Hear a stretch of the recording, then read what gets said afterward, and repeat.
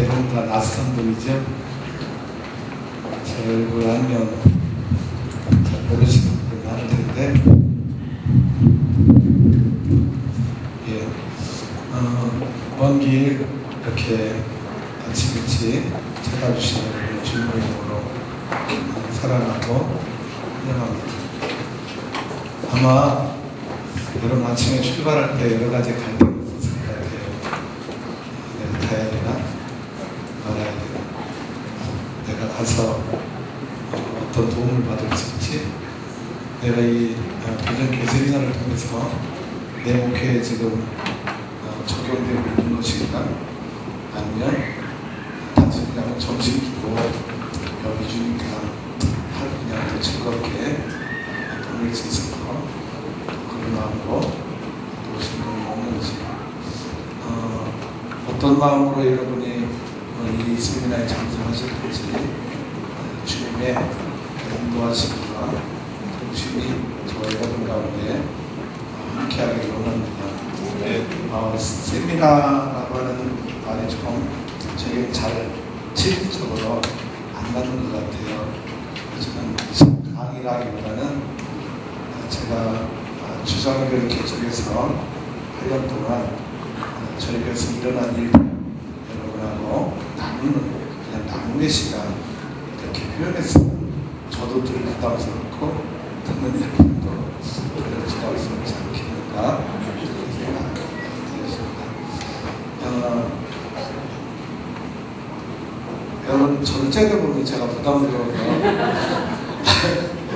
반편하게 이게 내 마음을 못해요. 그냥 존경하는 분은 아니더라도 그냥 목사님 말씀하시면 잘 듣겠습니다. 이런 좀 가끔 제스처라도 이렇게 좀 취해주시면 좋을 것 같아요. 사실 죄송해요. 바람이 여기를 부르니까 핀마이크가 괜찮은데 오늘은 이상한 소리 많이 나는데 다시 그냥 원위치로 갈게요. 경사님들 왔다 갔다 편하게 하고 싶어서 핀마이크 쓴다고 그랬는데 성능이 좀 떨어지는 것 같아요. 이것을 하겠습니다.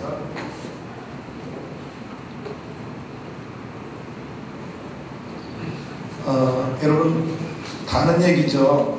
한 번 더 나눠볼게요. 어느 인류학자가 그 아프리카에 그 아이들 연구하러 들어갔다가 어느 동네에 아이들이 여러 명이 모여서 노는 모습을 보고 하나의 게임을 제안합니다. 저만치 떨어진 나무에다가 맛있는 걸 달아놓고 너희 중에 1등으로 달려가는 사람에게 저 맛있는 걸 다 갖다고 상을 주겠다 하고 게임을 제안합니다. 그리고 아이들이 이제 줄 서 있습니다. 그리고 이 인류학자가 여기 땡 했습니다. 근데 신비한 일이 벌어지죠. 우리 같으면 1등으로 가서 우리나라 교육을 봅니까? 누가 잘하나. 우리는 어려서부터 안 이겨야 되는 그런 교육 문화에서 자랐잖아요.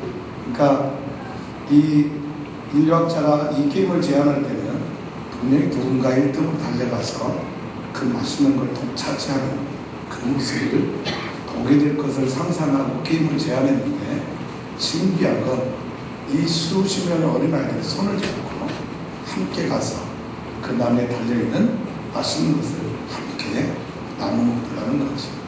그래서 인류학자가 이들에게 물었습니다. 얘들아, 너희 중에 너가 먼저 가서 저걸 1등으로 가서 가는 저걸 혼자 다 먹을 수 있는데 너희는 왜 손 붙잡고 함께 가서 함께 나누니?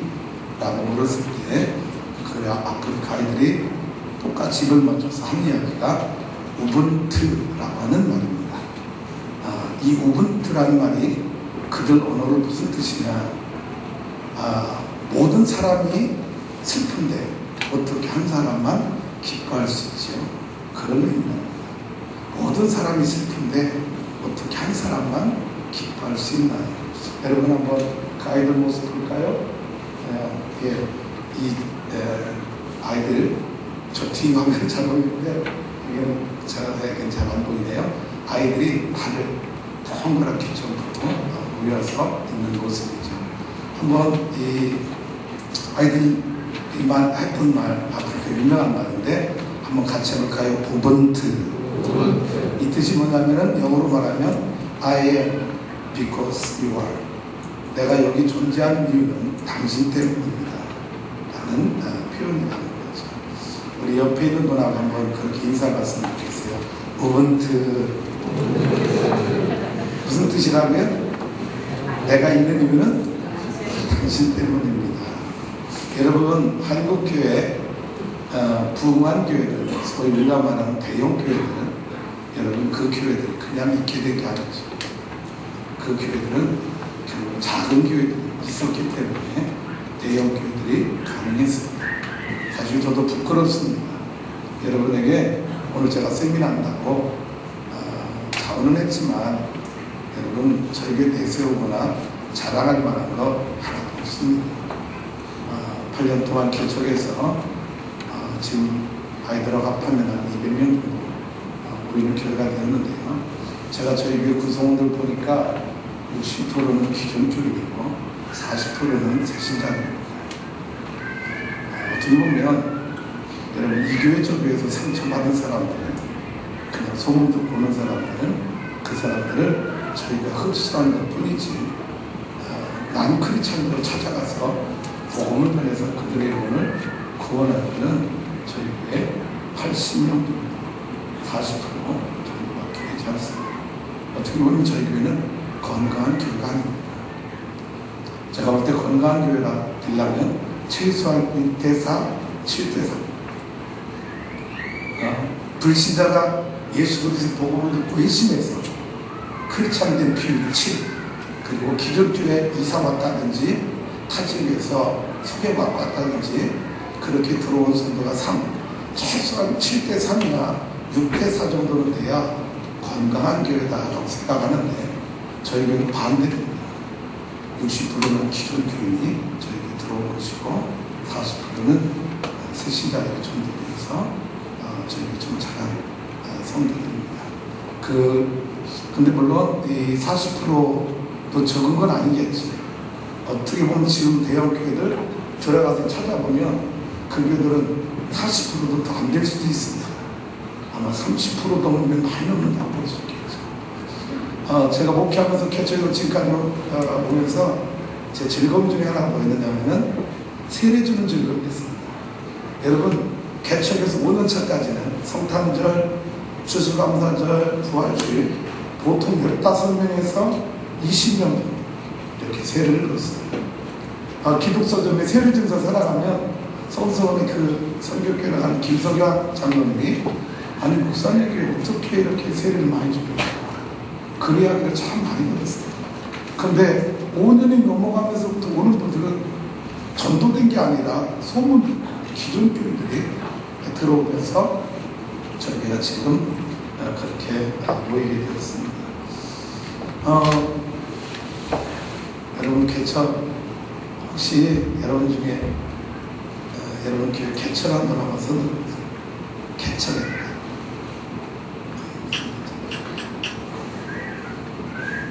네, 개척해서 3년 넘었다. 3년 넘었다. 예.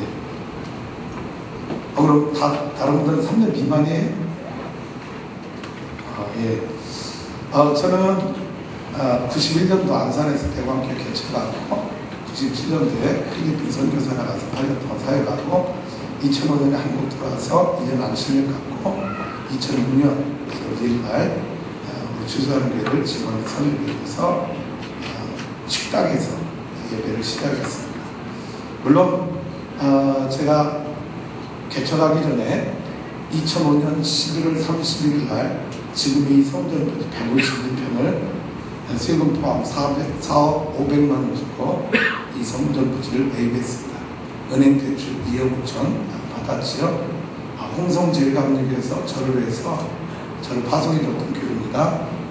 3개월 동안 전 교인들이 고병 선교사 천안지역 개척을 위한 건축 활동을 3개월 동안 해줘서 그렇게 해서 모여진 돈이 1억 6천만 원에 후원이 되었습니다. 엄청난 금액이죠. 시골교회가 한 선교사를 위해서 1억 6천만 원 헌금해 준다고 하는 거 쉬운 일이 아니에요.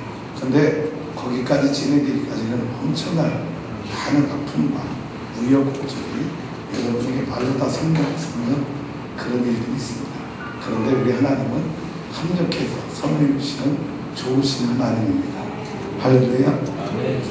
그래서 이 땅을 매입하게 되었고, 여러분, 제가 선교지에서 8년 동안 사역하고 35개 원주민 교회 지어주고 신학교 가르치기 16칸 존 웨슬리 칼리지라고 하는 신학대학을 본교로 승인받아서 이제 세우고 또 감리교 고등학교를 세우고 그리고 이제 한국에 돌아오려고 할 때 많은 동료 선후배 선교사님들이 저에게 묻는 질문이 있었습니다. 선교사님 철수하는 한다면서요? 네. 왜죠? 나 한국 가서 목회할 거예요. 한국에 오라는 게 있습니까? 없습니다. 그러면 뭐 할 건데요? 개척할 거예요. 그럼 개척 자금 준비했습니까? 없습니다. 아니 선교사님 8년 동안 고생해서 전문을 마쳐서 이 선교지 센터 잘 줘놓고 신학교 잘 줘놓고 한국의 후원교회를 빵빵한데 왜 한국교회 가서 개척교회 되지도 않는데 그 생고생하려고 들어가려고 합니까? 여기서 골프 치면서 놀면서 천천히 선교해서 당신은 행복하게 살 사람 같은데 왜 저를 철수하느냐 그런 질문을 던졌어요. 그때 제 나이가 45이었습니다. 제가 그분들에게 이런 대답을 했어요. 예, 선교사님, 제가 그때 목사로서 하나님 앞에 가장 열정적으로 내 삶을 바칠 수 있는 연령이 40에서 60까지로 저는 보고 있습니다. 60 넘으면 기력이 딸려서 노하우로 그냥 굴러가는 거지. 뭔 젊은이들처럼 힘이 펄펄 끓어서 뛰어다니겠습니까? 제 나이가 45인데 하나님이 나에게 목사 안수 줄 때는 선교지에서 골프나 치면서 슬슬 놀면서 선교하라고 나에게 목사 안수 준 것 같지 않습니다. 내 마지막 목회는 한국교회 가서 교회를 개척해서 마지막 목회 열정을 불사하고 싶습니다. 그리고는 한국에 빈 가방 들고 왔습니다. 여러분 제가 선교를 못해서 들어온 거 아닙니다. 여러분 제가 8년 동안 선교지에 신학교 주고 교회 주고 장학금 주고 도와준 그 후원금만 14억이 넘습니다. 저는 우리 아버지가 목사도 아닙니다. 여러분 우리 집안에 목회자 하나도 없습니다. 제가 앞으로 이런 얘기 하려다가 좀 너무 진부한 얘기 같아서 빼려고 했는데 제 신학할 때 우리 아버지는 알코올 중독자였습니다. 제가 8년 신학을 하는 동안 저는 집으로부터 형제들 어떤 도움도 받지 못하고 혼자 고학으로 공부했습니다. 처음에 호서대 신학과 들어갔는데 4년 동안 저는 새벽 4시 일어나서 아침 8시까지 자전거로 우유배달하면서 공부했습니다.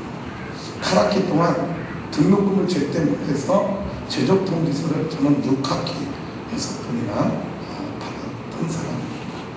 마지막 학기는 제가 35만 원 등록금 못 냈는데 총장실에서 연락이 왔더라고요. 총장님 비서가 총장님 당신을 면담하려고 한다. 86년 12월 10일입니다. 그래서 가봤더니 아침 8시까지 갔더니 비서가 저를 총장에게 소개를 하더라고요. 이 학생은 4년 동안 이렇게 공부한 학생이라고.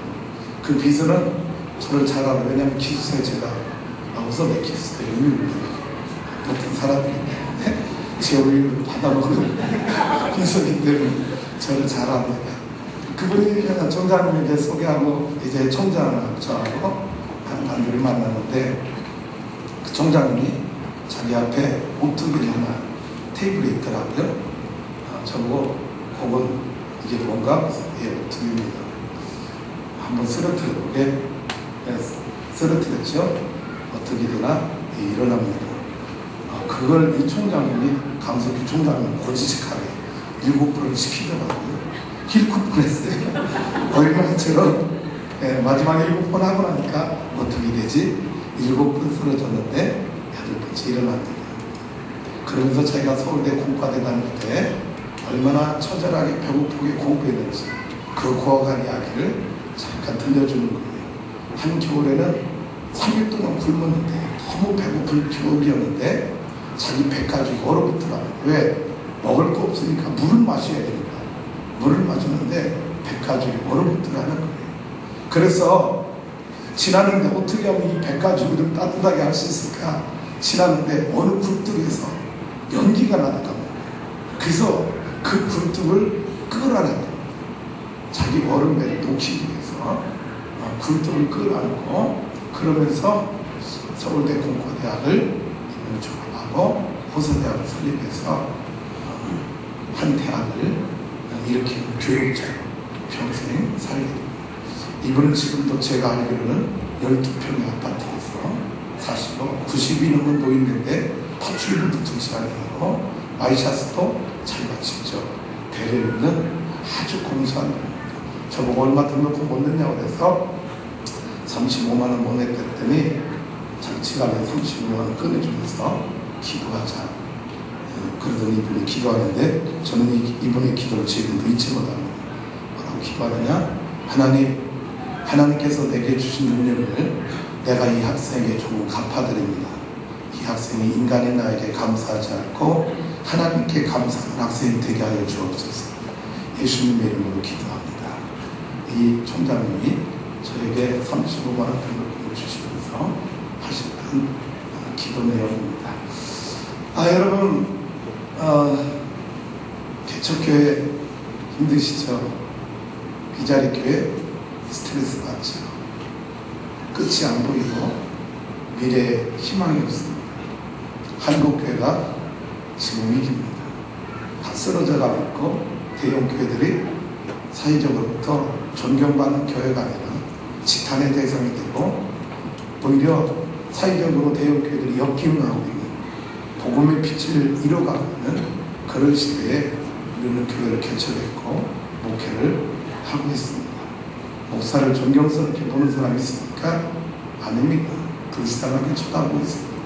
개척교회 목사 혀를 찾지 불쌍하게. 제가 안산에서 대광교회 개척할 때 제일 가기 싫었던 동네가 처갓집 동네였어요. 왠지 아십니까? 가면 장인어른이 저를 불쌍히 보고 내 딸을 귀하게 길러서 줬더니 키워줬더니 또 내 딸 굶기고 있어. 나를 보는 눈빛이 너무 고통스러워. 내가 이 여자 데리고 가면 행복하게 해줄 줄 알았는데 너무 이 여자를 좀 힘게 하는 거예요. 대광교회에서 개척성을 처절했습니다.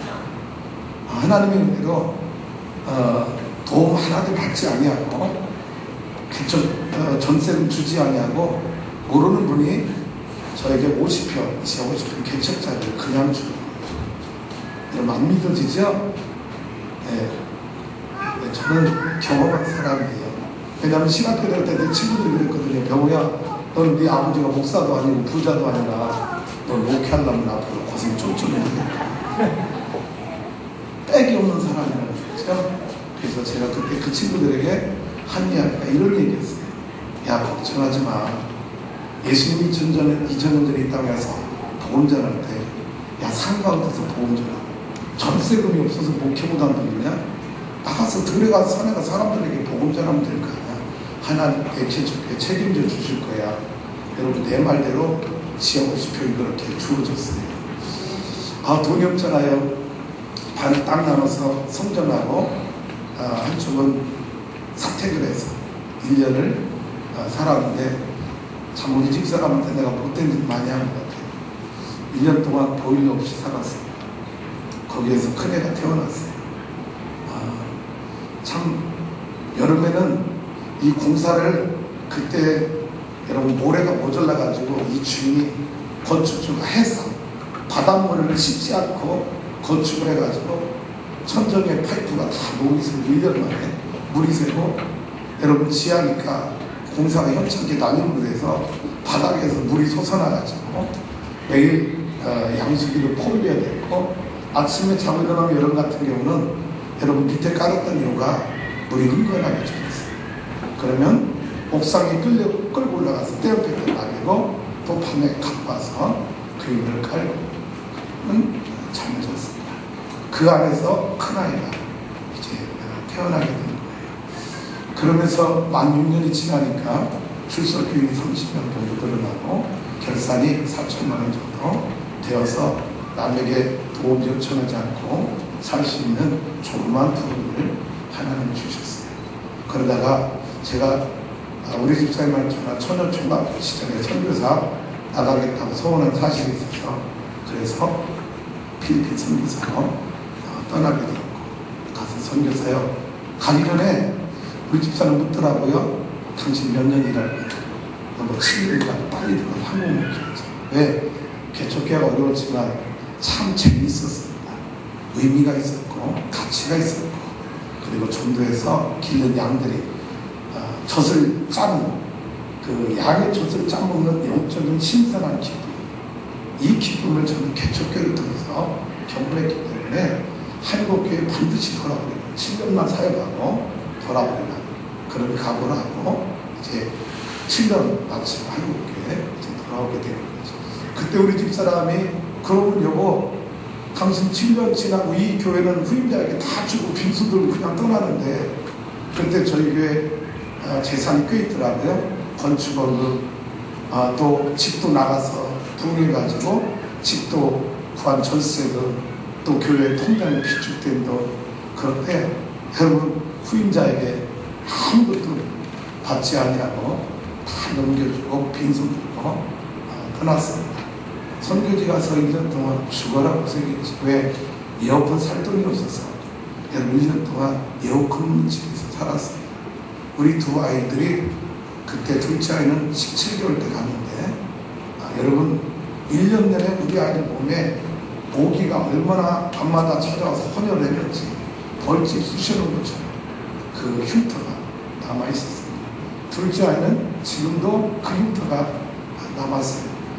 근데 얼마나 감사한지요? 이 두 아이들이 지금 감리교 신학대학에 3학년, 1학년 재학 중에 있습니다.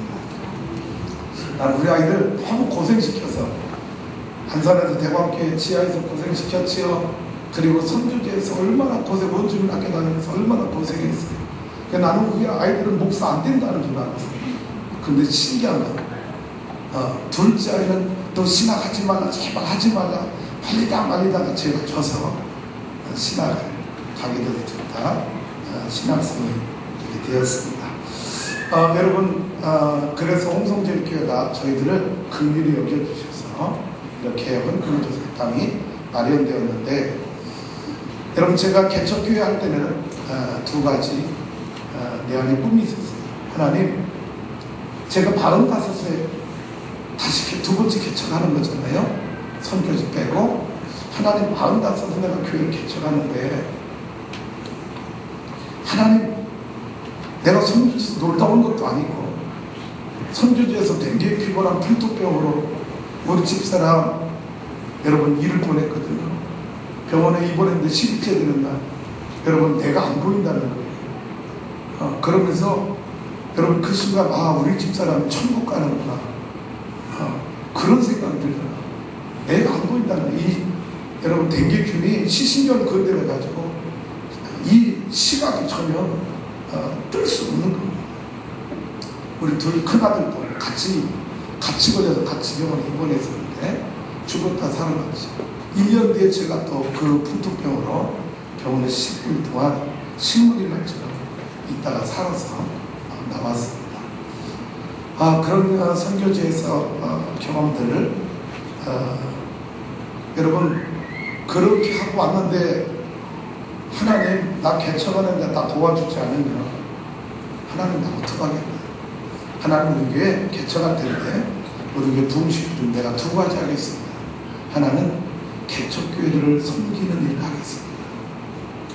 그래서 우리 교회 여러분들 얘기해서 여러분 하나님 우리 교회 개척교지만 부흥 주셔서 우리 교회 출석교회 300명 넘어가면 우리 연회 안에 있는 비자리 교회들 우리가 1년에 초청을 해서 그분들에게 어떻게 하면 개척교회를 부흥시킬 수 있는지 우리에게 주신 은혜를 함께 나누고 그리고 그분들에게 위로하고 한다못해 1년에 한 교회씩 선정해서 봉급처라도 선물해주고 이런 개척교회를 돕고 섬기고 격려하고 살리는 목회하겠습니다.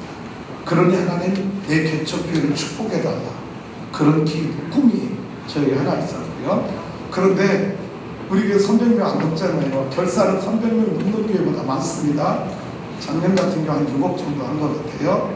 우리는 더 할 것 같은데 여러분 그런데 연애에서 일을 한다고 하는 거예요. 그래서 얼마나 좋았는지 모릅니다. 왜? 나는 그냥 끼어가가지고 조금 흉내만 내도 따라갈 수 있으니까.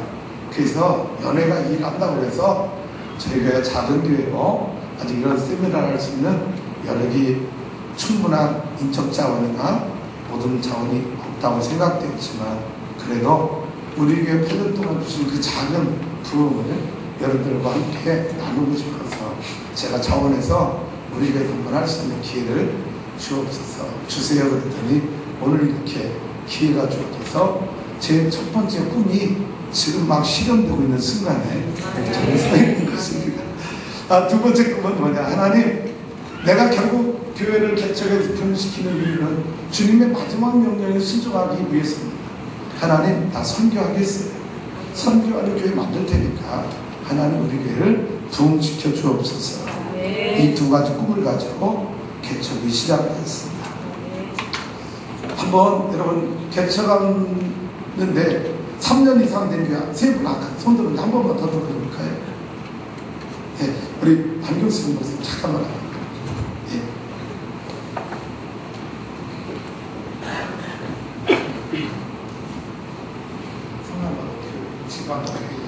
네, 저 당진 지방의 당진 한산학교에 다녀온 지창범 목사입니다. 지금 이제 올해 딱 4년 했습니다.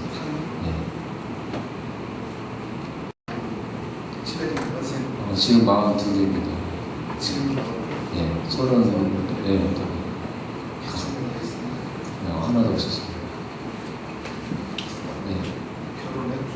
네, 결혼해서 우리 아이하고 아이 둘하고 와이프하고 가정집에서 계속했습니다. 가정집에 네. 무슨 배짱? 하나님께서 하라고 하니까 순종했습니다. 그럼 지금 성인 30대, 40대 초반 12명 출석하고 있고 30대에서 30명 모이고 40명 됐죠? 12명이 출석하고 있고 아이들 30명 출석하고 있습니다. 아이들 30명? 네. 어떻게 아이들 많이 저희는 아이들을 제가 낳아서 그렇게 한 것은 아니고요. 네, 그냥 가정집에서 열심히 할 게 없더라고요. 아이들하고 놀아주고 뭐 사람도 없고 그래서 주일 아이들 데리고 늘 이렇게 한 6시간씩 놀아줬으면 축구하면서 네, 오후에 그냥 오후 예배를 그냥 아예 하지 않고 어차피 오후 예배 할 게 없잖아요. 우리 아이들 제 식구만 있으니까 오전 내려서 이렇게 드리고 오일 아이들하고 이제 축구하는 애들 불러서 놀고 저희 아이가 또 축구를 좋아해서 그러다 보니까 아이들이 멸뭉치 뭐 이렇게 들어가면서 소문이 나서 한 가정이 나와서 자기 아이들 데리고 뭐 이러다 보니까 그 가정집이 꽉 차서 지하로 이렇게 갔습니다. 지창걸 목사님. 예. 첫 번째 아닙니다. 두 번째 개척했습니다. 예. 원주에서 6년 개척해서 거기서 아동센터 이제 공급방으로 시작해서 6년 동안 5천 정도 결산 이렇게 볼 수 있을 때 하나님께서 부목으로 부르시길래 순종하고 부목한다가 1년 만에 그 지방에서 개척할 수 있도록 열어주셔서 정말 유일하게 제가 부목사로서 처음으로 개척했습니다.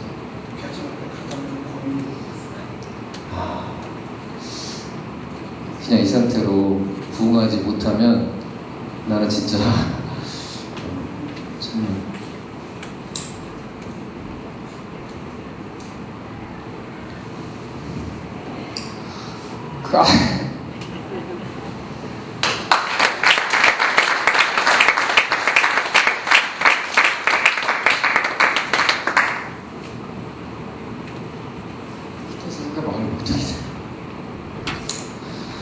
진짜 아무것도 생각이 안 들고 하나님만 기도를 듣고 여기서 난 죽으면 끝난다.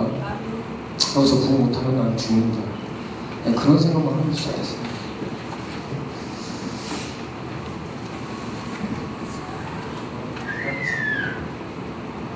목사님 목회하는 기차에서 가장 중요하게 얘기하는 것이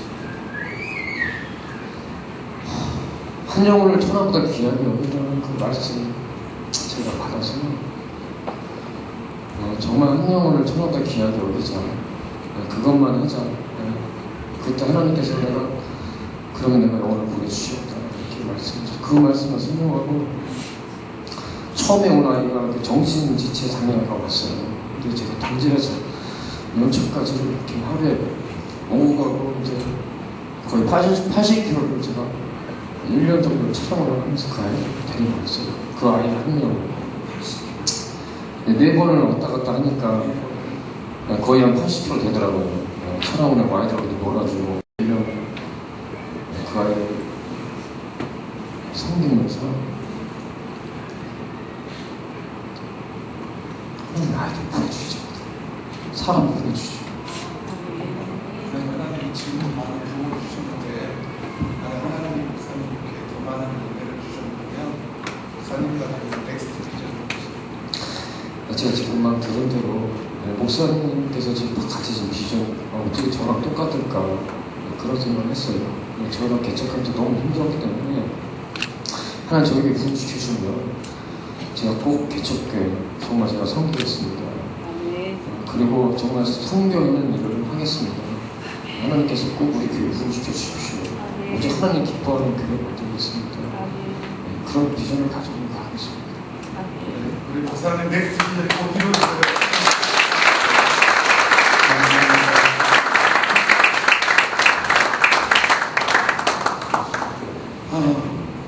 여러분 저는 시 목사님 오늘 처음 뵀습니다. 누군지는 몰랐고요. 근데 어쩌면 어떻게 저하고 동일한 비전을 가진 목사님 이렇게 잠깐 대화를 나누게 되었는데요. 여러분 제가 개척할 때 가진 고민은 어디서 개척할까? 개척 멤버는 누구지? 예산을 얼마나 갖고 시작해야 되지? 여러분 이런 고민들은 사실 저에게 사치스러운 고민이었습니다. 제 개척할 때 45살 먹어서 개척하는 제 마음의 고민은 최고 고민은 뭐였냐? 어떤 목회하지? 이게 나야. 누가 목회하느냐? 어느 지역에서 개척하느냐? 개척 자금을 얼마나 만드느냐? 여러분 이게 제 개척의 고민이었어요. 왜? 이거는 하나님이 내가 가는 길을 기뻐하면 다 채워주신다고 하는 믿음이 확실히 있었어요. 생각, 대광교회 개척했죠. 7년 동안 여러분 필리핀에서 8년 동안 선교대에서 목숨, 생명의 사슬을 왔다 갔다 하며 선교하다 왔죠. 그런 사람이 여러분 대광교회에서 내가 하나 내 집사람 없으니까 편하게 얘기할게요. 여러분 둘째 아이 62일 만에 뇌종양을 했어요. 첫 목회지. 자식도 이러세요. 목회를. 여러분 이런 생명의 사슬을 못 나던 사람이 하나님 살아계신 확신이 내 안에 이렇게 있어요. 저는 뭐 돈이 얼마나 드냐, 누구를 만날 거냐, 땅을 얼마나 사냐, 어느 순간에 얻어서 개척할 거냐, 어느 지역에서 이게 고민이 아니라 하나님 내가 45살에 개척하는데 어떤 목회를 될까요? 어떤 목회? 이 고민이 생긴 이유가 있어요. 동기가 있어요. 여러분 여러분 저를 잘 모르죠? 제가 선교사 때 꽤 잘 나갔어요. 근데 내 능력이 아니라 하나님이 하신 것 같아요. 왜? 8년 동안요 제가 한국에 온 2달 동안 머물렀는데 보통 35개 교회 정도 선교부에 다녔어요. 작은 교회는 개척교회 10명 모이는 교회부터 시작해서 많이 모이는 교회는 3,000명, 5,000명 모이는 교회까지 8년 동안 매년 35개 교회 정도 선교보고 다녔어요. 대부분 감리교회에서 물론 순복음교회도 갔고 기장교회도 갔었고 성결교회도 가서 선교보고 한 적이 있어요. 근데 제가 8년 동안 선교보고 다니면서 내 안에 내가 이제 한국에 와서 개척해서 목회를 해야 되는데 내 안에 던져진 질문 물음 가운데 하나가 뭐냐? 전통적인 감리교 우리 선배 목사님들의 목회를 답습해서 따라가서 30년, 50년 뒤에 감리교인이 있을까? 라는 질문이 되었어요. 여러분 이런 질문 해봤어요? 우리 선배 목사님들이 하는 목회 방법을 그대로 우리가 따라가서 30년, 50년 뒤에 감리교인이 있을까? 없을 거예요. 없을 거예요. 텅 비있어요. 감리교는 텅 비있어요. 이것이 이 물음이 그럼 하나님 나 한국 가서 개척교회 들었는데 나 어떤 목회해요? 나 우리 선배들한테 배운 거밖에 없는데 본 거밖에 없는데 우리 집사람 뭐라고 말하냐면 여보 당신은 부흥사적인 목회를 해야 돼.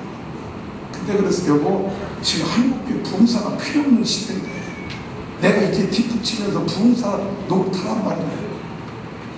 아닌 것 같다. 시대가 지났다. 참 고민 많이 했어요. 그리고 이 문제 가지고 기도하기 시작했어요. 그리고 말씀을 묵상하기 시작했어요.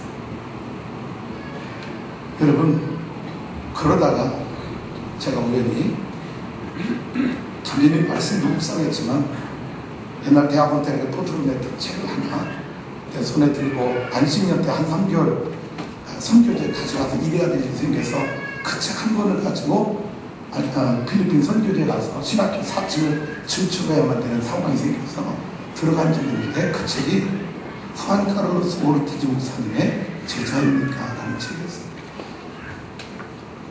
여러분 선교지 가서 낮에 일하고 저녁에 그 책을 보기 시작합니다. 이 목사님이 아르헨티나의 부에노스아이레스 교회 담임 목사로 청빙되어서 가는데 그때 200명이 모이지 않는 교회. 근데 이 목사님 얼마나 탁월한 행정가고 설교가고 그리고 능력이 많은 목사인지 여러분 2년 동안 그 교회가 부흥하는데 여러분 600명 가까운 부흥이 목사예요.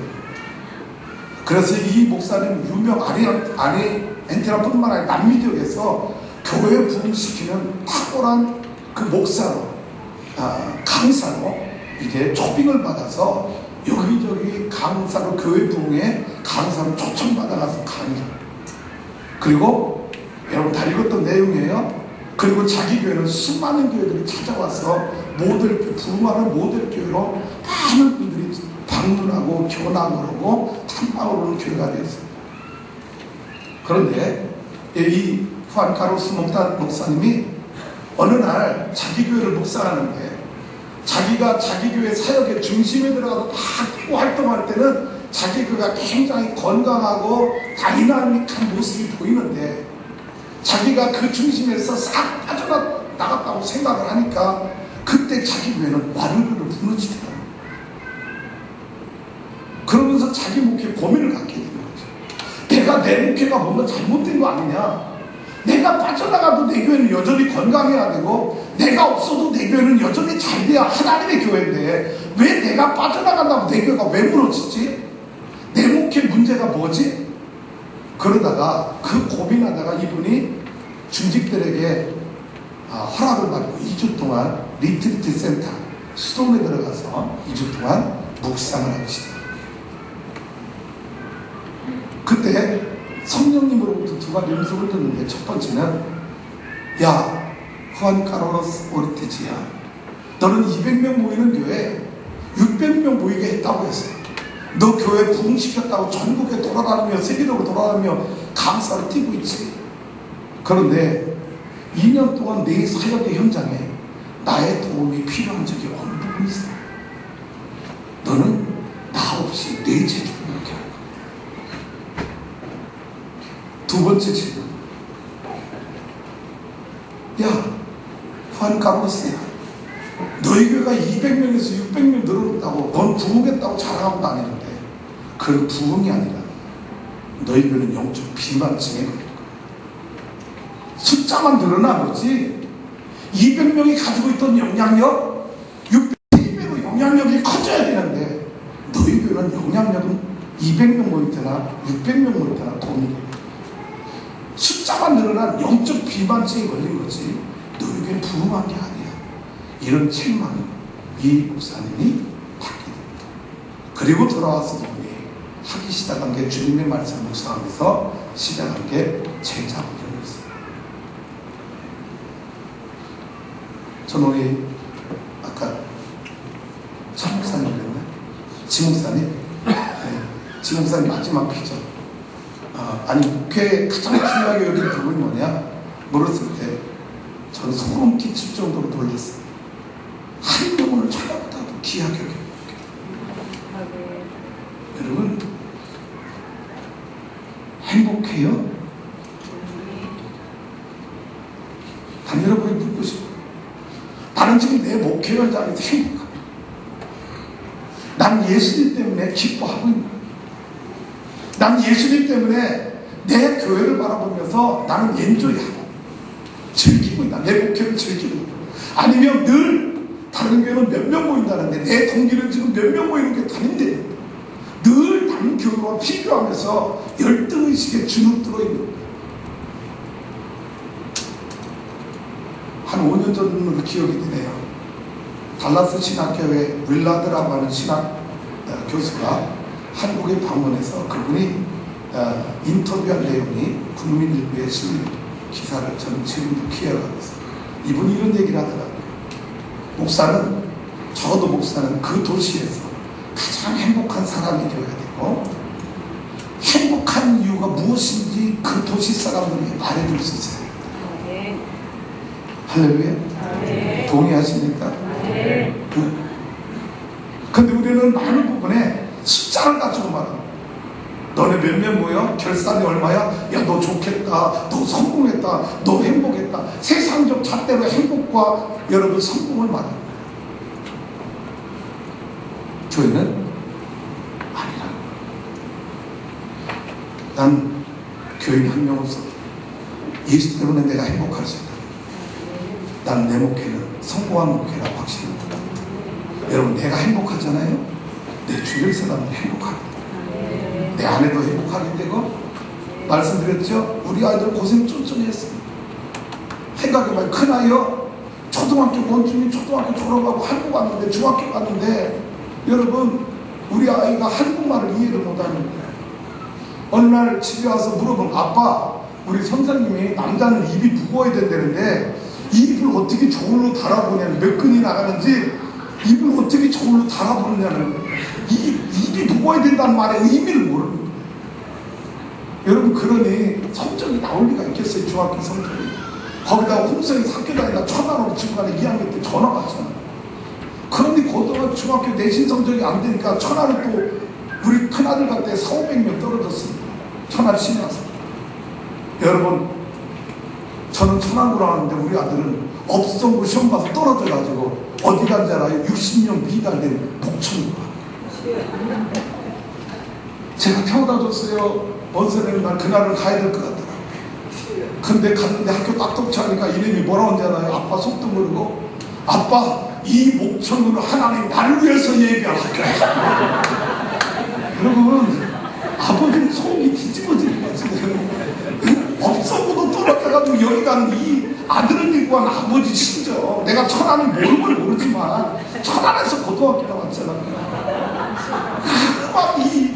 그걸 내가 하나님 업성으로 나를 위해서 세운 고등학교라고. 와 그래 맞아 했지만 속으로는 얼마나 울었겠어요.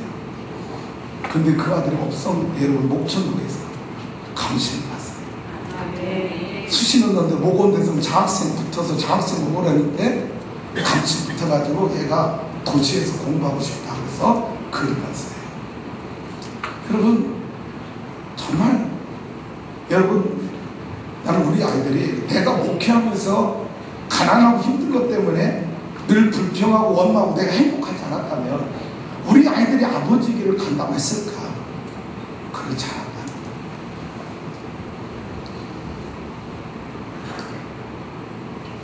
여러분 제가 오늘 이 세미나를 준비하면서 강의 다 만들었어요. 여러분 막 쓰고 해봤는데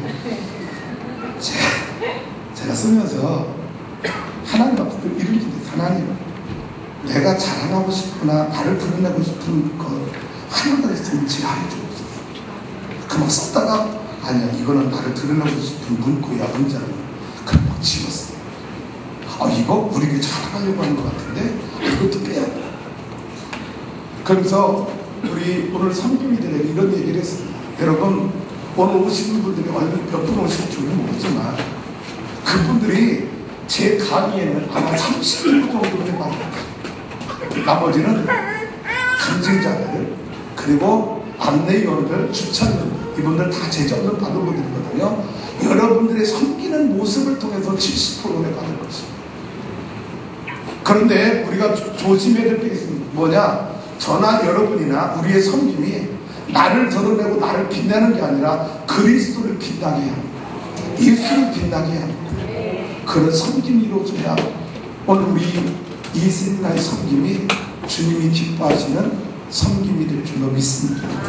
이렇게 함께 나눴습니다.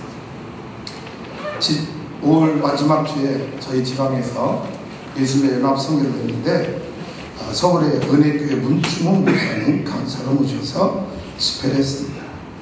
전날 저녁 그분 곁에서 식사를 하는데 그분이 이런 얘기를 하시더라고요. 서울의 자기 주변에 감리교 목사님들 참 훌륭하다. 외국에서 젊은 날에 다 박사학위 해서 공부해왔고 정말 똑똑하고 인텔리전트 많이 있는데 신기한 거예요. 1000명 넘는 교회가 많지 않다. 그런데 주변의 장로교회는 별것도 아닌 것 같고 별 볼일 없게 생긴 목사들인데 2,000~3,000명 넘는 교회가 수두룩하다. 여러분, 무슨 차이일까요? 우리 감리교 목사님들 똑똑하잖아요. 잘났잖아요. 공부도 많이 했잖아요. 근데 자기 주변에 장로교 목사들 100번 일도 없는 것 같은데 다 2,000~3,000명 다 넘어간다는 거예요.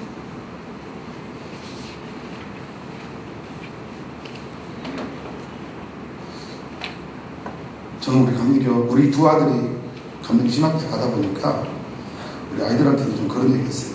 야, 앞으로 신학대학이 학부도 5년 과정으로 됐으면 좋겠다. 그래서 1년, 첫 번째 1년 입학에서는 두 가지로 철저히 성경교육하고 그리고 인성, 성품교육. 그래서 여기서 성품교육이나 성경교육에 탈락되는 사람 아예 학부 공부하지 못하도록 여기서 걸러내는 작업을 좀 했으면 좋겠다. 저도 그렇고 여러분도 마찬가지고 우리 다 학부 나오고 대학원 다 나왔지만 목회에 관해서 성경에 관해서 우리가 얼마나 니네들이 성경 니네가 읽고 니네가 성경 공부 니네가 해. 그래서 성경을 읽는데 여러분 물어볼게요. 속으로만 대답하세요. 여러분 신학 대학원 졸업할 때까지 성경 10독 이상 하고 졸업한 사람 있어요. 미안하지만 10명도 넘지 않는 거죠. 우리는 성경도 모르고 신학을 모른다. 감리교를 저는 이렇게 평가하고 싶어요. 웨슬레 신학은 풍성한데 웨슬레 목회는 없다. 웨슬레는 목사였지 신학자가 아니었어. 그의 목회가 신학을 만들어낸 거지 그의 신학이 목회를 만드는 게 아닌데 우리 감리교는 지금 거꾸로 가고 있는 거 아니야. 웨슬레 신학은 푹 새겨졌는데 웨슬레 목회는 다 맨만 사라져.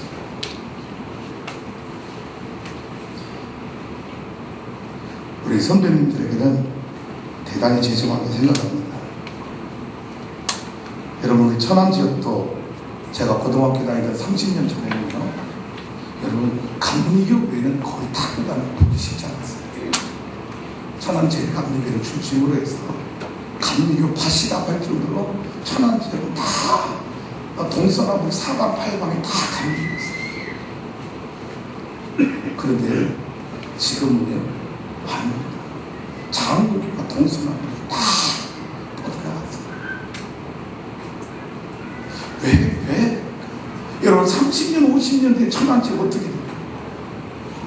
30년, 50년 뒤에 여러분 지역에 감리교의 선교적 여러분 그 위상이 어떻게 됩니까? 미래를 30년, 50년 뒤에 대답합니다.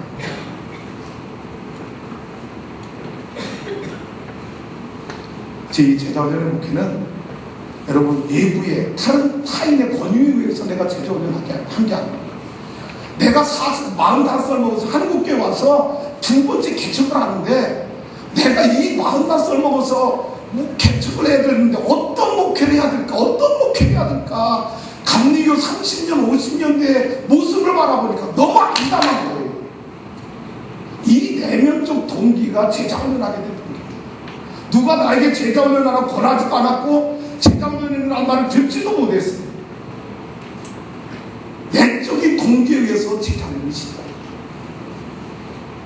그런데 저를 가까이 아는 분들은요, 제가 굉장히 동적인 사람입니다. 정적인 사람이거든요. 제자훈련이요, 여러분, 제자훈련 32주, 한과에 보통 3시간, 지금 수요일 오전반 하고 토요일 새벽반, 그 토요일 새벽반은 21명이 하는데 30명 시청했다가 9명 탈락되고 21명이 하는데 그 중에 15명이 청년들. 여러분, 토요일날 청년들이 금요일날 교회 와서 새벽 기도하고 그리고 3시간 제자훈련을 합니다. 여러분, 청년들이 새벽 기도하고 제자훈련 받는다? 쉽지 않아요. 저에게는 중고등부 아이들 방학 때문에 새벽 기도 많아요. 어제 저녁에 한 50명 나왔는데 여러분 25명이 중고등부 청년이었어요. 여러분, 한국교회 미래, 여러분 이 젊은이들 살리지 않으면 어떤 방법으로 한국교회 살릴 수가 없어요. 기억하세요. 난 여러분 이 제자훈련 목회가 이제 두 번째 강에서 조금 더 자세히 나누기로 하는데요, 여러분 타인에 의한 권유가 아니라 내 목회적 고민에서 나온 내면적 동기에서 출발합니다. 그리고 올해 6기까지 이제 70명의 수료자, 이번에 수료하면 이제 90명 가까이 수료를 하게 되는데, 여러분 이 90명 가까이 수료한 훈련생들이 저희 교회에 큰 일꾼들입니다. 엄청난 일들이 이분들이 하나님의 나라를 위해서 쓰임받게 됩니다. 여러분, 제자훈련 오늘 오신 여러분들에게 제자훈련 하라는 게 아닙니다. 뭐냐? 내 목회를 어떤 목회할 건가에 대한 고민을 다시 한번 해보자. 남 따라가지 말고 남 하는 거 흉내내지 말고 내게 주신 은사 달란트는 뭔가. 아까 말했죠. 나는 제자훈련 달란트가 없는 사람. 나는 공차는 거 좋아하고요, 뛰어다니는 거 좋아하고요, 선교지도 8년 동안요, 여러분 충청 남북도보다 더 넓은 지역을 선교지를 맺혀다닌 사람, 야전사령관 출신입니다. 그런 사람이 여러분 그냥 여자 성도 10명 모아놓고 3시간 동안 말씀 가지고 파고든다? 여러분 답답해 미쳐서 못할 사람. 그런데 여러분 이 제자훈련 할 수밖에 없었던 이유, 예수님의 목회였다는 것입니다. 여러분 사복음서를 가만히 연구해보세요. 예수님의 목회의 가장 중요한 하이라이트, 여러분 핵심 목회가 뭐였나?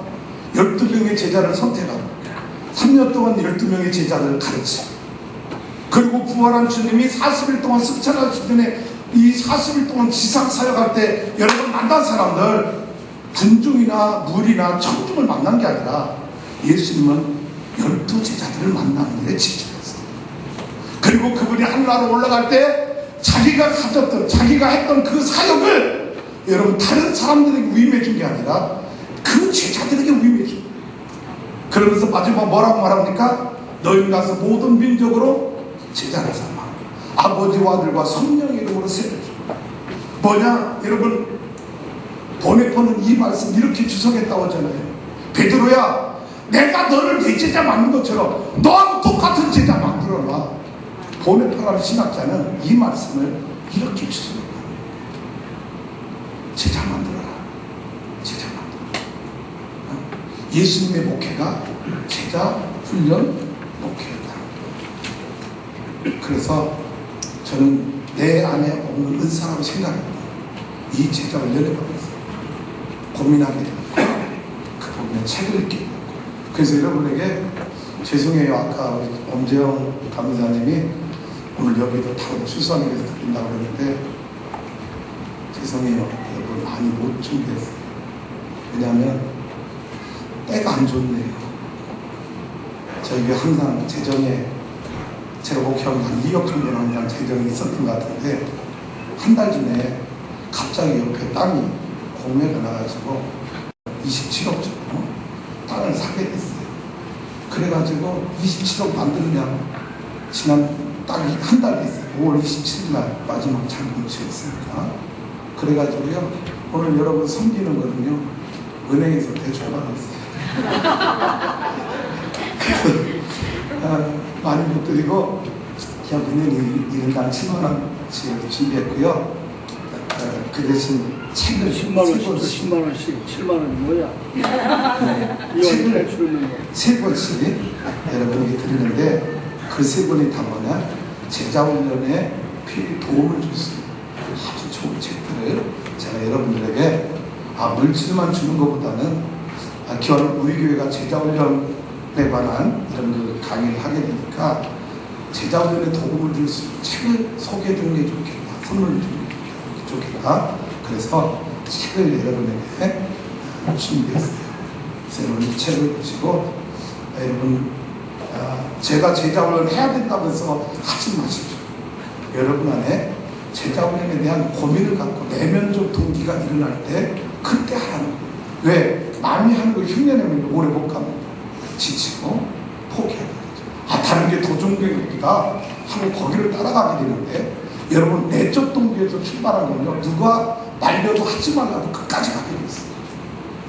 그래서 이런 여러분 책을 여러분에게 선물로 준비했으니까 여러분 꼭 보시고 도움이 됐으면 좋겠고요. 이 시간에는 저희 교회 일기 제자훈련생들 두 분이 나와서 제자훈련 받고 이분들이 어떤 변화와 열매가 있었는지 여러분에게 간증으로 하나님께 영광 돌리는 시간 갖도록 하겠습니다. 우리 먼저 조용순 목사님 나오셔서 간증해 주시겠는데요. 여러분 뜨거운 박수로 격려해 주실까요?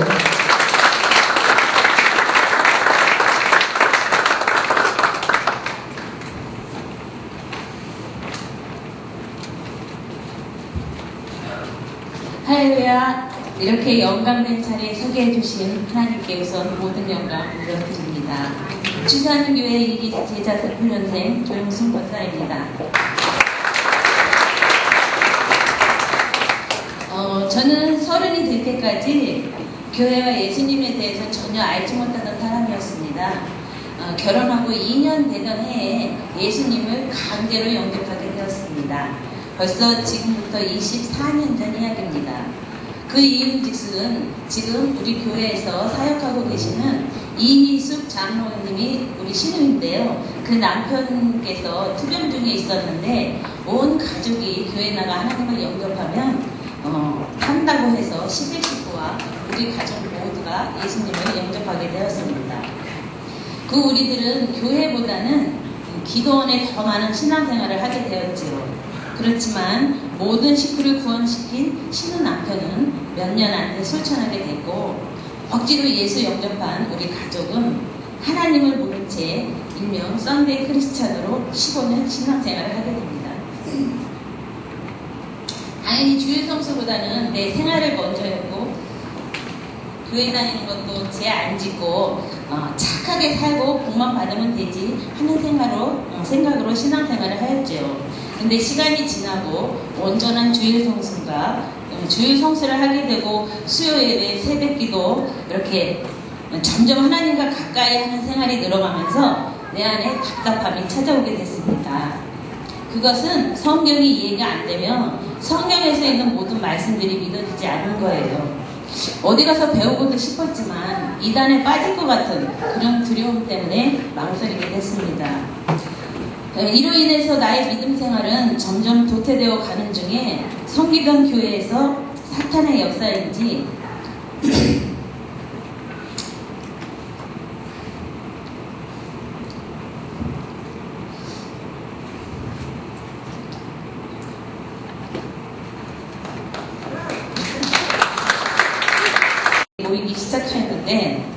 어느 날 목사님께서는 아까 말씀하신 것처럼 목회 방향을 말씀하신 것이 필리핀 선교사 시절 후안 까를로 목사님에 져서 당신은 제자입니까를 접하셨대요. 그래서 본국에서 당신이 목회를 하시게 되면 제자훈련을 꼭 하겠다고 다짐을 했대요. 그런데 그때는 성도가 50여 명이었었는데 그 50여 명 되는 성도에도 불구하고 실행하시겠다고 하셨습니다. 전 너무나 기뻤고 반가웠어요. 그렇게 원하던 성경 공부를 하게 돼서요. 이후로 1대1 성경 공부를 16주, 제자훈련 32주, 사역자 훈련 30주 이렇게 3년의 훈련을 마치고 내 안에 답답했던 마음에 궁금했던 것들이 해결되면서 제자훈련은 공부가 아닌 예수님의 삶을 닮아가며 내가 제자 되는 것을 깨닫고 그렇게 열심을 내면서 하게 되었습니다. 그래서 교회에서 했던 모든 헌신과 봉사, 성도의 교제 속에서 내가 만족과 기쁨이 없었던 원인을 알게 된 것입니다. 그것은 예수님이 없이 순전히 내 힘과 내 의로 했다는 것을 알게 되었죠. 훈련 후에 점점 나의 믿음도 자라고 인성도 성숙되어 가면서 나 스스로 하나님께 놀라운 고백을 하게 되었습니다. 주는 그리스도시요 살아계신 하나님의 아들이심을 믿습니다 하는 베드로가 예수님께 했던 그 위대한 고백을 저도 하게 되었습니다. 이렇게 전보다 더 즐겁게 신앙생활을 하는 나를 보고 남편, 그때는 이장한 집사였는데 이장한 집사가 물어왔습니다. 제자훈련이 그렇게 좋아? 나도 한번 해볼까? 그래서 저는 얼른 그래요, 한번 받아봐요. 당신도 마음이 이해가 안 된다고 했잖아요. 아마 다 해결될 것 같아요. 그렇게 해서 남편이 하던 중에 저희 딸도 함께 제자훈련을 받게 되었습니다. 제자훈련만 하겠다는 남편을 사역자 훈련까지 마치게 하신 하나님께서 남편의 신앙생활에 큰 변화를 주셨죠. 우리 남편은 초등학교 4학년 때부터 막걸리를 시작한 것을 굉장히 자랑스럽게 생각하고 40년 동안 이슬이를 너무도 사랑했었는데 드디어 이별을 거하게 됐습니다. 우리 목사님들은 이슬이가 누군지 모르죠? 그래서 그렇게 단순간에 그 술을 끊고 그리고 이제 이렇게 가정의 행복을 위해서 내가 교회를 간다 이렇게 주일 성수를 했던 우리 신랑은 이렇게 스스로 당신이 먼저 나서서 교회를 나오게 되고 수요예배를 드리고 가끔 새벽 예배까지 드리게 되었습니다. 그렇게 신앙이 성숙되어 가면서 교회에서의 내가 하는 일이 헌신을 어떻게 하는 건지 성도들 간의 교제는 어떤 사랑을 가지고 섬겨야 하는지 그리고 교회의 경우도 어떻게 세워야 하는지 다르게 깨닫게 된 것입니다. 그리고 또 하나 변화된 것은 먼저 제가 일기생인데도 불구하고 생각지도 못했던 생각을 우리 남편이 하게 되었습니다. 그것은 바로 가정예배라는 것입니다. 남편이 퇴근하고 집에 와서 거의 7시에 말씀 보고 찬양하고 잠깐 하나님에 대한 감사, 식구들 간에 돌아가면서 감사 고백을 하면서 짧게 이제 예배를 드린 지 올해 3년째 돼요. 근데 3년째 돼가는 어느 날 남편이 이렇게 말하는 거예요. 이렇게 좋은 거, 좋고 행복한 거 우리만 하지 말고 천안에 동생들과 함께 했으면 좋겠다 했어요. 천안에 세 동생이 살고 있거든요. 그리고 다음날 이제 세 동생들과 의논한 결과 모두가 좋다는 것입니다. 그 중에는 유일하게 믿지 않은 둘째 아들만 안 믿어요. 둘째 삼촌만 안 믿어요. 그 가정도 그런데 흔쾌히 동참하게 되었어요. 그래서 한 달에 한 번 첫 주에 토요일 6시에 정해서 한 가정씩 돌아가면서 가족 예배를 연합 예배를 드리게 됐어요. 그래서 형제 중에 맨날 무슨 큰일이다 모임이다 그러면 저희가 큰아들이기 때문에 늘 저희 집에서 모임을 가졌거든요. 여자들이 너무 힘든 건 아실 거예요. 그런데 이렇게 가족 예배를 드리다 보니까 사실 동생들이라도 1년에 한 번 가기는 참 어려웠거든요. 근데 한 달에 한 번을 돌아가면서 형제들 간에 하다 보니까 참 좋더라고요. 그러면서 우리 이제 시어머니께서도 이렇게 형제들이 맨날 한 달에 한 번이라도 모여 저녁을 먹었으면 하는 바람이었는데 맨날 사업이 바쁘다고 안 됐었는데 이렇게 가족 연합 예배를 드리자 하니까 어머니도 같이 동참하면서 너무 기뻐하신 거예요. 그 모습을 보면서 효도는 어렵게 하는 게 아니고 이런 것이 바로 효도라는 거구나 이렇게 또 한번 느끼게 되었죠. 그래서 우리들은 참 세상적인 마음으로 이렇게 모임을 갖고 즐거움을 갖게 할 때는 안 됐던 것이 하나님한테 영광스러운 예배를 드린다 하니까 이렇게 쉽게 이루어지는 걸 보고 역시 하나님의 역사하심을 또 한번 느끼게 되었습니다. 그리고 가장 큰 기쁨은 둘째 동생이 안 믿는다 그랬잖아요. 근데 그 믿지 않는 동생의 가정에 가서도 예배를 드리고 이렇게 말씀을 전하면서 작은 복음의 씨를 뿌리게 된 것입니다. 단지 성경을 알고 싶어 했던 우리 가정의 식구들이 그러한 제자훈련으로 시작하여 제자훈련이 우리 온 가족의 연합예배, 형제들까지도 하나님 은혜 안에서 연합하게 하여 참된 기쁨을 누리게 되었지요. 그런데 엄마 하늘이 노래지고 빙글빙글 돌기까지 하는 기가 막힌 사건이 생겼습니다. 그것은 목사님께서 일기 제자훈련생들 다시 재수강을 하라는 거예요. 여기 여러분들은 군대 갔다 오셔서 아시겠지만 군대 갔다 오셔서 실망을 하는데 다시 입대하라는 그 통지를 받은 그 느낌 아니까. 하지만 이번에도 하나님께서 또 어떤 기적을 맛보게 하실지 기대하며 예기생의 기백으로 노래진 하늘을 보면서 순종하는 마음으로 다시 6기생을 훈련 중입니다. 이렇게 끝까지 잘 마칠 수 있기를 기도하며 다음에 제 소망은 이런 간증 기회가 있을 때 저보다도 믿음의 변화를 더 체험한 남편, 지금은 또 이장한 권사가 되었습니다. 이장한 권사의 간증도 함께 했으면 하는 소망입니다. 모든 영광 하나님께 올려드립니다.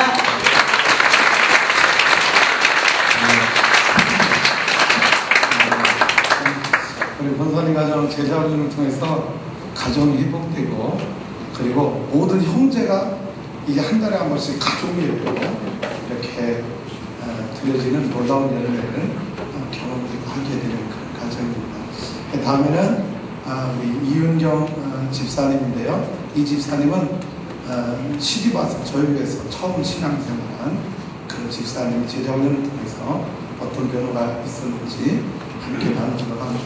그 집사님.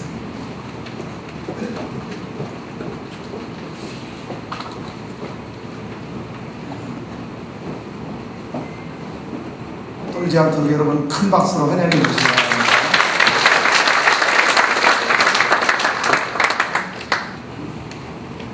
전 원래 직업이 강사입니다.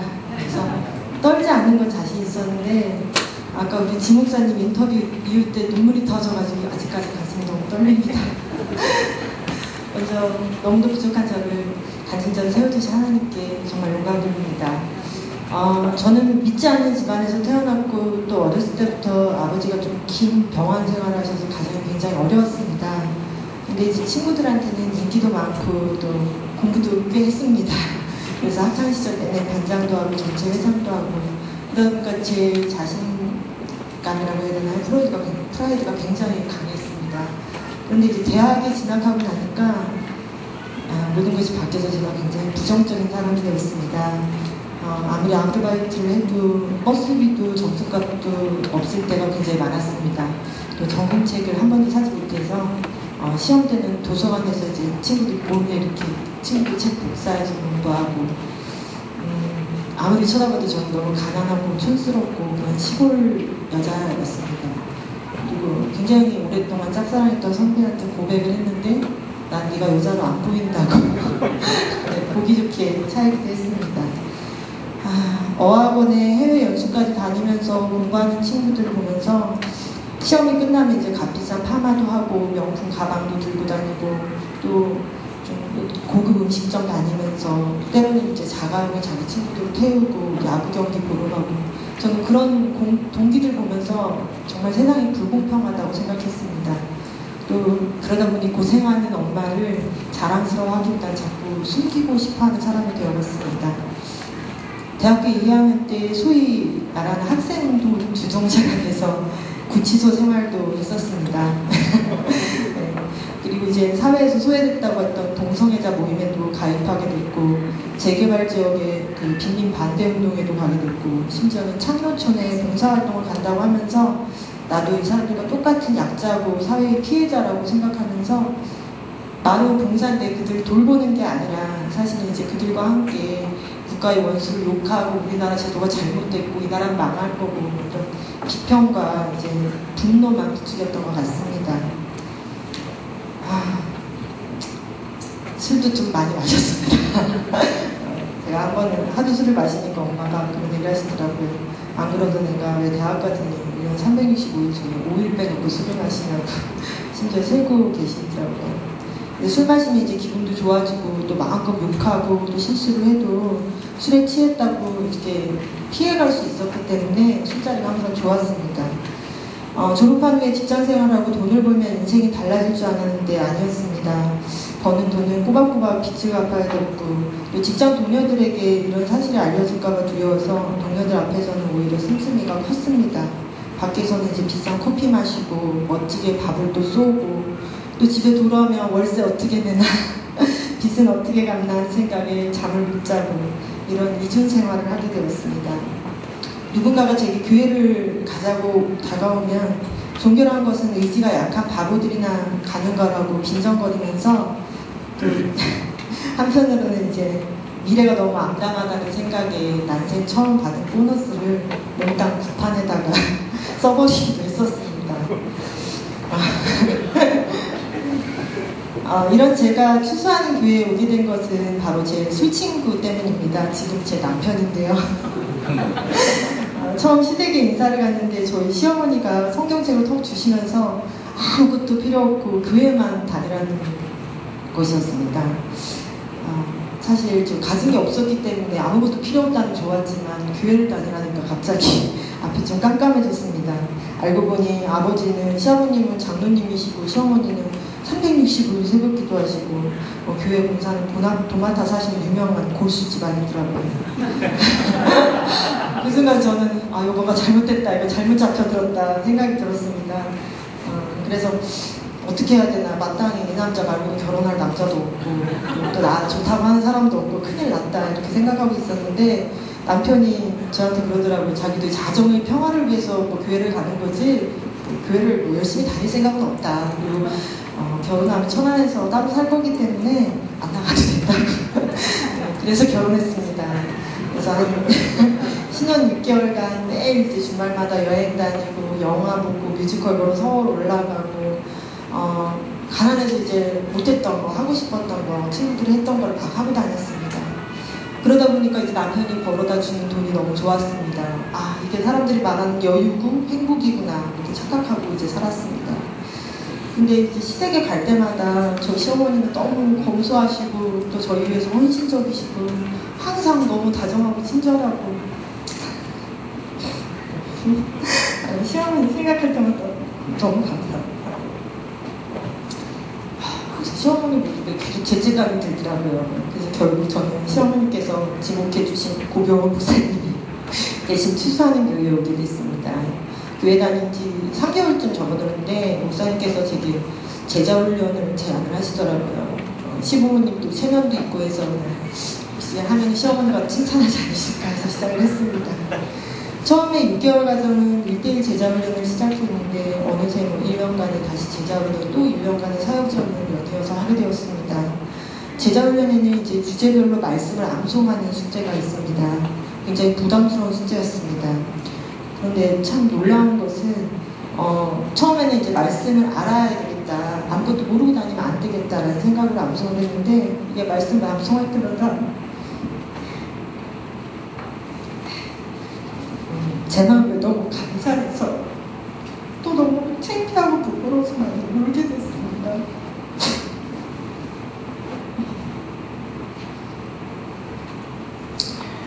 그리고 정말 예수님을 너무너무 사랑하고 있습니다.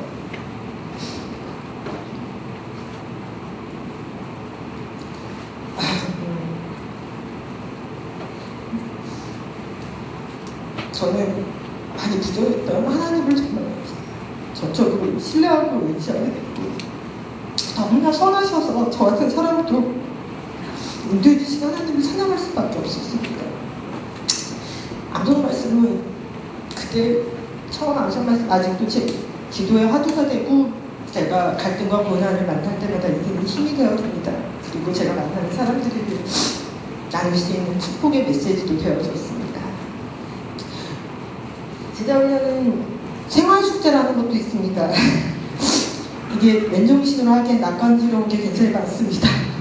남편 발을 닦아주라고 하셨는데 남편 발을 닦아주다 보니까 하루 종일 수고한 남편이 너무 감사하고 고맙더라고요. 또 매일 칭찬을 해주려는데 칭찬하려다 보니까 안 보이던 장점들이 보이기 시작했습니다. 생활축제는 요리를 못하는 제게 정성스러운 식사를 준비하게 됐고 또 매일 아침 남편의 옷을 코디하고 다림질하게 됐습니다. 저는 부지런해졌습니다. 또 남편이 좋아하는 자동차, 걸그룹, 전자제품, 전쟁사, 군사력 이런 것도 공부하게 됐습니다. 왜냐하면 그게 대화의 시간을 길게 하게 해줬고 또 소통하게 됐고 그러한 것들은 정말 남편을 더 깊이 이해하고 배려하고 이전보다 더 사랑하게 되었습니다. 주일 설교 말씀 요약하는 숙제와 큐티는 제가 가장 사모하는 것이었습니다. 말씀은 정말 꿀처럼 달았습니다. 내게 주시는 하나님 메시지는 저를 꿰뚫고 있어서 즉각 순종할 수밖에 없었고 혼란스러운 문제가 있으면 모든 것이 말씀 속에서 참 명료해졌습니다. 날마다 기도하게 하고 또 기도를 더 자주, 더 깊이, 더 풍성하게 할 수 있도록 말씀을 인도해 주셨습니다. 어느새 내 안에 성령님 왕성하게 활동하시는 것을 느낄 수 있었습니다.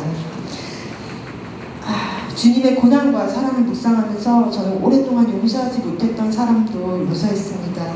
사랑하는 친정 식구들과 내가 만나는 사람들을 위해서 그들의 구원을 위해서 기도도 할 수 있었습니다. 또 전도 대상자들을 위해서 맞춤형으로 헌신하고 섬기면서 그 사람들을 사랑하게 됐고 제 자신이 점점 겸손하고 진실되며 성실한 사람으로 변해가는 것을 보게 되었습니다. 헌금 생활하면서 저는 검소해졌고 돈이 정말 가치 있게 쓰이는 것이 무엇인지 깨달았습니다. 돈으로 쉽게 해결할 수 있었던 식사 준비, 집안일, 세탁 이런 것들은 이제 잠을 줄이고 TV를 보지 않고 또 수다스러운 통화를 하지 않고 제가 직접 하기 시작했습니다. 직장일에 비해서 하찮게 여겼던 집안일에 대한 소중함도 깨닫고 보람도 느끼게 되었습니다. 잔고가 늘어나면서 나보다 잘 사는 사람들이나 해야 된다고 생각했던 기부도 하게 되었습니다. 어려운 이웃을 돕고 가난한 나라의 식량과 교육을 후원하는 일을 시작했습니다. 예전에는 누군가가 고민을 얘기하면 나라면 이랬을 거라고 문제를 지적하고 그의 행동을 평가하고 또 해결 방법을 제시하는 사람이었습니다.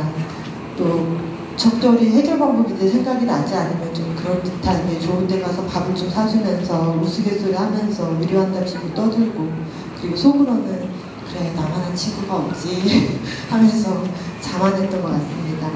하지만 지금은 내가 아닌 그 사람을 보게 되었습니다. 그의 고민을 들어주고 아픔을 공감해주고 최선을 다해 돕게 됩니다. 그리고 위로와 소망을 향한 기도를 합니다. 그것이 상처받은 사람을 제게 보내신 주님의 뜻임을 알게 되었습니다. 사회 문제와 나라 민족에 대한 생각도 달라졌습니다. 모든 사회 문제는 권력자들이 썼고 책임을 지지 않아서라고 나를 세워서 비판하던 과거의 사람은 죽었습니다. 나는 세상의 빛과 소금임을 알고 나에게 성결하고 나부터 최선을 다하는 것이 우선이었습니다. 주님께서 세우신 통치자들이 공의와 평화를 위해 일할 수 있도록 끊임없이 기도합니다. 또 하나님이 지으신 세상을 사랑하고 보호해야 한다는 책임감도 갖게 됐습니다. 비판의 시간 대신 나를 돌아보고 회개하며 기도하는 시간을 갖게 된 것입니다. 제자훈련은 제 인생의 가치관과 일상을 송두리째 바꿔놓았습니다. 저는 남편에게 최고의 아내라는 칭찬을 들었습니다. 동료들에게 닮고 싶은 사람이고 교육생들에게 최고의 강사라고 존경한다, 고맙다, 대단하다라는 말을 들었습니다. 사실은 그전부터 오래전부터 듣고 싶은 말들인데 예전에 저를 포장하기 위해서 이렇게 쥐고 있었던 것을 제자훈련을 통해 내려놓고 진리를 붙들고 나니까 하나님께서 저를 높여주셨습니다. 그리고 예수님의 제자를 살아간다는 것은 자부심과 책임감, 예수님을 닮아간다는 기쁨이 큰 선물이 되었습니다. 나를 향하신 하나님의 뜻과 계획을 만날 때마다 저는 굉장히 가슴이 벅차고 힘차게 뛰는 것을 느낍니다. 저는 앞으로 더 멋진 모습으로 변화돼서 하나님 나라 위에 쓰임을 받을 겁니다. 제 남편을 세우고 믿음의 가문을 이어가고 또 추수하는 교회가 해외 선교 사역을 감당하는데 부끄럽지 않은 큰 일꾼이 될 것입니다. 제 자녀들은 하나님을 높여드리는 멋진 리더가 될 것입니다. 단언컨대 제자훈련을 통해 예수님을 영접하고 주님의 자녀가 된 것은 제 인생의 가장 큰 복 중의 복입니다. 놀라우신 하나님께 영광을 돌립니다.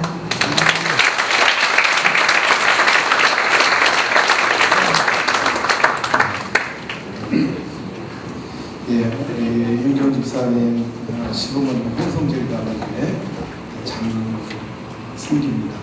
그분이 저희 교회로 자기를 소개해 주셔서 이렇게 저희 교회에서 제자훈련을 통해서 교회마다 아름다운 열매 중에 한 분이 우리 윤경 집사님이십니다. 이 시간에 우리 엄재용 강사님 나오셔서 광고해 주신